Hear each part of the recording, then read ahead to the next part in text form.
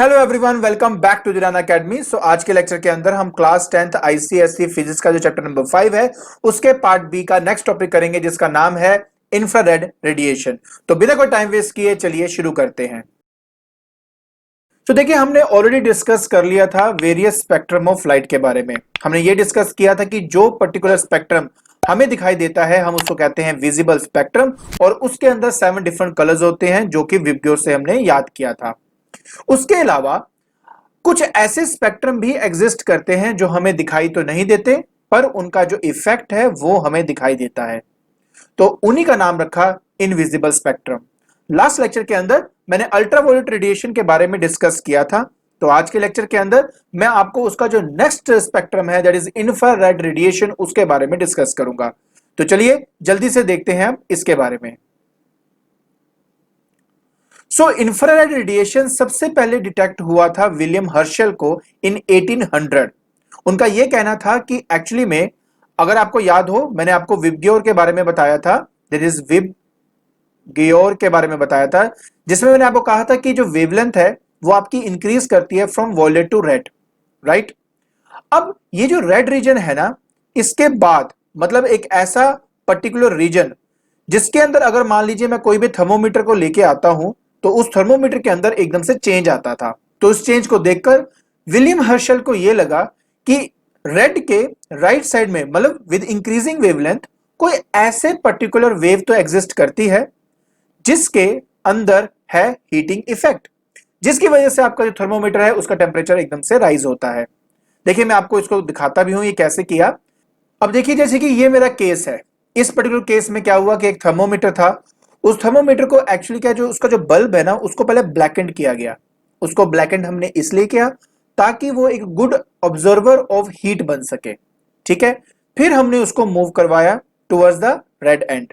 अब जैसे हम उस रेड एंड की तरफ इसको लेके जाते हैं तो हमें ये नोटिस होता है कि उस थर्मोमीटर का जो टेम्परेचर है वो एकदम से राइज करता है। तब उनको यह बात का एहसास हुआ कि रेड रीजन से अगर मैं इंक्रीजिंग वेवलेंथ की तरफ चलता हूं तो एक ऐसा स्पेक्ट्रम एग्जिस्ट करता है जिसका हीटिंग इफेक्ट है। अब इंफ्रारेड रेडिएशन को डिटेक्ट करने के लिए हमारे पास एक और मेथड भी है। तो चलिए अब हम वही देखते हैं। अब जो थर्मोपाइल है ना, इसको एक्चुअली कनेक्ट किया जाता है या तो गैल्वेनोमीटर के साथ या तो वोल्टमीटर के साथ। देखो, एक सिंपल सी बात है, जब तक इसके आसपास टेम्परेचर में कोई चेंज नहीं आएगा तब तक मेरे वोल्टमीटर में या मेरे गैल्वेनोमीटर में कोई डिफ्लेक्शन नहीं होगी। लेकिन जब हम उसके कांटेक्ट में किसी पर्सन को लेके आते हैं, देखिए आपको शायद ये सुन के अजीब लगे, लेकिन एज ए ह्यूमन बीइंग हमारा अपना भी एक टेम्परेचर होता है, और कोई भी गर्म चीज में से जो रेडिएशन बाहर निकलती है वो आपकी इंफ्रारेड रेडिएशन होती है। तो इसका मतलब हुआ एज ए ह्यूमन बीइंग हम भी सोर्स हैं एक इंफ्रारेड रेडिएशन के। तो एक्चुअली में क्या होता है कि जब कोई ह्यूमन उस थर्मोपाइल के पास आता है तो उससे निकली हुई रेडिएशन उस थर्मोपाइल के ऊपर पड़ती है, जिससे उसको डिटेक्ट हो जाता है कि आसपास कहीं ना कहीं टेम्परेचर में चेंज आया है, और उस चीज को वो इलेक्ट्रिकली वोल्टमीटर के थ्रू या गैल्वेनोमीटर के थ्रू हमें बता देता है। जब तक, अगर देखो सिंपल सी बात है, अगर इसकी पोजीशन चेंज अगर नहीं होगी, ये यहीं का यहीं खड़ा है, तब तक मेरे गैल्वेनोमीटर या वोल्टमीटर की जो सुई है वो बिल्कुल भी नहीं हिलेगी। वो जहां पे है वो वहां की वहां स्टेडी हो जाती है। ऐसे ही आपको एक एग्जांपल मैं और बढ़िया से देता हूं। देखिए, यहां पर ना सेंसर रखा हुआ है थर्मोपाइल का। अब उस सेंसर के साथ ऑब्वियस है हमने डिफरेंट मैकेनिज्म रखे हुए हैं। मतलब ये कि हमने सॉफ्टवेयर का एक इस्तेमाल किया है जिसके थ्रू हम इसमें होने वाले टेम्परेचर के चेंज को आराम से डिटेक्ट कर सकते हैं। तो यहां पर क्या किया, एक हॉट कप ऑफ टी को बिल्कुल उसके एक पर्टिकुलर डिस्टेंस पे रखा गया। तो जब उसको रखा गया और ऑब्जर्व किया गया तो आप देख सकते हो, यहां पे देखो कैसे आपकी जो टेम्परेचर है वो एकदम से राइज हो जाता है। मतलब ये डिटेक्ट कर रहा है कि उसके आसपास कोई ना कोई टेम्परेचर आ गया। बट एक बात और ध्यान से देखना कि धीरे धीरे आफ्टर सम टाइम, मैं आपको यहाँ पे चीज दिखाना चाहता हूं। यहां पर देखिए, आफ्टर सम टाइम क्या होता है कि इसका जो टेम्परेचर है वो एकदम से डिक्रीज होना शुरू हो जाता है। ऐसा क्यों? देखिए, आप अच्छी तरह से जानते हो एक हॉट कप ऑफ टी का जो टेम्परेचर होता है वो हमेशा एक जैसा नहीं होता। आफ्टर सम टाइम उसका जो टेम्परेचर है वो कम हो जाता है, और उसके बाद अगर मैं कप को वहां से हटा लूं तो मेरा यहाँ पे जो डिफ्लेक्शन है या फिर जो डिटेक्शन है मेरे टेम्परेचर का वो बिल्कुल जीरो हो जाएगा। तो आप थर्मोपाइल की हेल्प से भी जो हीट रेडिएशन है उसको डिटेक्ट कर सकते हो। अब एक बहुत इंपॉर्टेंट नोट, हमेशा याद रखना कि अगर आपने इंफ्रारेड रेडिएशन को ऑब्टेन करना है तो उसको मतलब बेसिकली जो कोई भी लाइट है वो आपका रॉक सॉल्ट प्रिज्म से पास होके जाना चाहिए। अब उसका रीजन ये है कि अगर मैं एक सिंपल ग्लास प्रिज्म में से अगर अपनी रेयर्स ऑफ लाइट को मैं पास करूं जैसा कि इस कंडीशन में किया गया है, तो ये जितनी भी बाकी की रेडिएशंस हैं जैसे अल्ट्रावायलेट हो गया या तो इंफ्रारेड हो गया, इन सबको ना ये एब्जॉर्ब कर लेता है। इसलिए जब आपको मैंने अल्ट्रावायलेट बताया था उस टाइम मैंने कहा था कि आपको क्वार्ट्ज प्रिज्म का इस्तेमाल करना पड़ता है, लेकिन अगर हम बात करते हैं इंफ्रारेड की तो आपको रॉक सॉल्ट प्रिज्म का इस्तेमाल करना पड़ता है। आई होप आपको ये बात समझ में आ गई होगी। अब आगे देखिए, नेक्स्ट हमने करना है बेटा सोर्सेज ऑफ इंफ्रारेड रेडिएशन। देखिए सिंपल सी बात है, ऑल रेड हॉट बॉडीज, मतलब आप यहां पे देख सकते हो जैसे कि ये भी एक रेड हॉट बॉडीज है। हम एज ए ह्यूमन भी हमारा खुद का एक टेम्परेचर होता है तो हम में से भी रेडिएशंस बाहर निकलती हैं। और अगर आप एक नेचुरल सोर्स के बारे में बात कर रहे हो तो sun is the natural source of infrared radiation. ठीक है, तो ये है हमारे डिफरेंट सोर्सेज। अब हम बात करते हैं प्रॉपर्टीज के बारे में। ठीक है, अब प्रॉपर्टीज में क्या क्या आता है, देखिए सबसे पहली बात तो यह है कि they travel in straight line like light and its speed is same as 3 into 10 to the power 8। इसमें तो कोई प्रॉब्लम वाली बात नहीं है।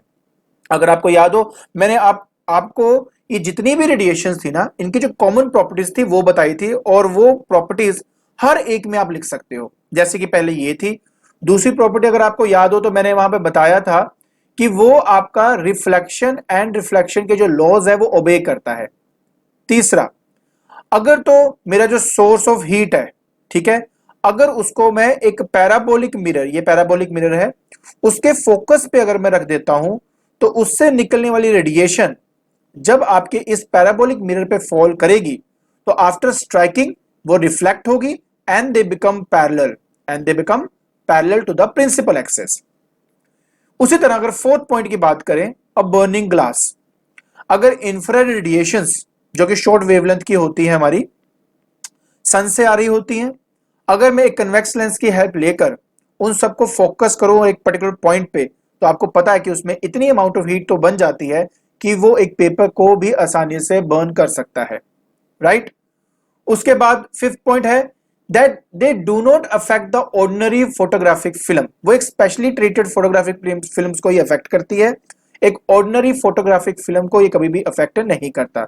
इसलिए देखिए आप अच्छी तरह जानते हो कि अगर मुझे फोटोज को डेवलप करना होता है नेगेटिव्स की हेल्प से तो हम एक ऐसे रूम को क्रिएट करते हैं जिसके अंदर हम इंफ्रारेड लैंप का इस्तेमाल करते हैं।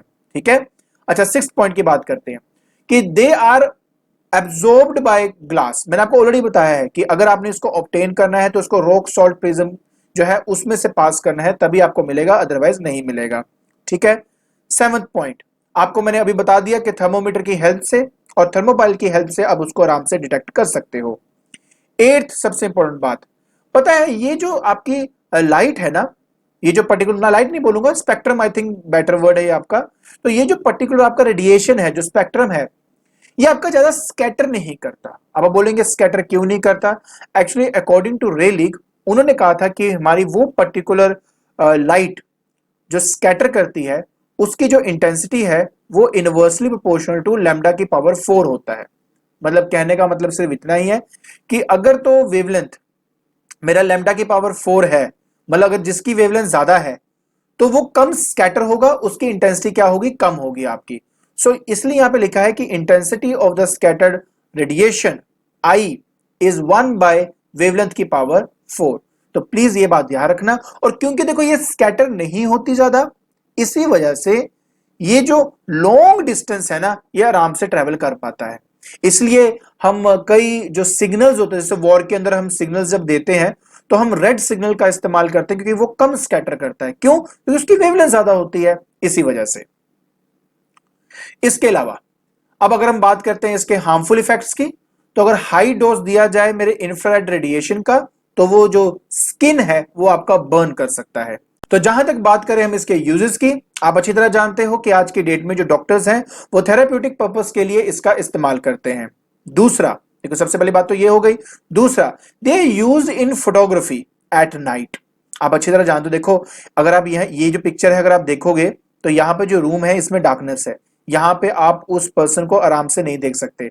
बट अगर मैं यहाँ पर इंफ्रारेड कैमरा का इस्तेमाल करता हूं तो उस पर्सन की पिक्चर को मैं आसानी से देख सकता हूं। ठीक है, next, infrared lamp are used in dark rooms for developing photographs. देखिए, ये तो मैंने आपको पहले भी कह दिया। देखिए, मैं इसके बारे में एक्चुअली बात कर रहा था कि आप एक ऐसा रूम क्रिएट करते हो जहां पे हम इंफ्रारेड लैंप्स का इस्तेमाल करते हैं, क्योंकि पता क्या होता है, जब हम नेगेटिव्स को डेवलप करते हैं ना तो जो नॉर्मल लाइट होती है वो मेरे उस नेगेटिव्स को खराब कर देती है। बट मुझे देखना तो है कि मैं किस पर्टिकुलर फोटो को डेवलप कर रहा हूं, किसको नहीं कर रहा, उसके लिए मुझे रोशनी तो चाहिए थी। तो हमें पता लगा कि जो इंफ्रारेड होता है उससे जो मेरे नेगेटिव्स होते हैं वो खराब नहीं होते हैं, इसलिए हम इंफ्रारेड लैंप्स का इस्तेमाल करते हैं डार्क रूम्स के अंदर फोटोग्राफी या फोटोग्राफ्स को डेवलप करने के लिए।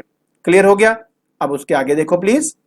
फिर हमारे पास आता है कि मैंने आपको पहले कह दिया कि जहां तक बात करते हैं इंफ्रारेड की तो इसकी वेवलेंथ बहुत ज्यादा है, मतलब रेड से भी ज्यादा है। तो कहने का मतलब ये है कि ये मीडियम जो है ना इसको एब्जॉर्ब नहीं कर सकता, हमें दिखाई तो नहीं देता, ना ही ये मीडियम आपका एब्जॉर्ब कर सकता है, ना ही ये आपका स्कैटर करता है। तो इसलिए वॉर के अंदर ना एज ए डेंजर सिग्नल्स हम इसका इस्तेमाल कर सकते हैं। दूसरा, अगर आप अपने रिमोट्स के बारे में बात करें, रिमोट्स के ना बिल्कुल आगे यहां पर आपको एक बल्ब दिखाई देगा, उस बल्ब में से जो रेड कलर की लाइट होती है ना वो निकलती है, वो एक्चुअली में इंफ्रारेड ही होता है। आपके टेलीविजन के अंदर इंफ्रारेड का सेंसर लगा होता है, तो जैसे आप वो बल्ब को ऑन करते हो तो उस सेंसर को डिटेक्ट हो जाता है कि एक्चुअली में आप कौन सा बटन दबा रहे हो, और वो उसके अकॉर्डिंगली आपका जो चैनल है वो चेंज कर देता है। आई होप आपको ये जो यूजेस हैं, इसका जो हार्मफुल इफेक्ट है ये समझ में आ गया होगा। ठीक है, तो आज के लेक्चर के अंदर हमने स्टडी किया इंफ्रारेड रेडिएशन के बारे में।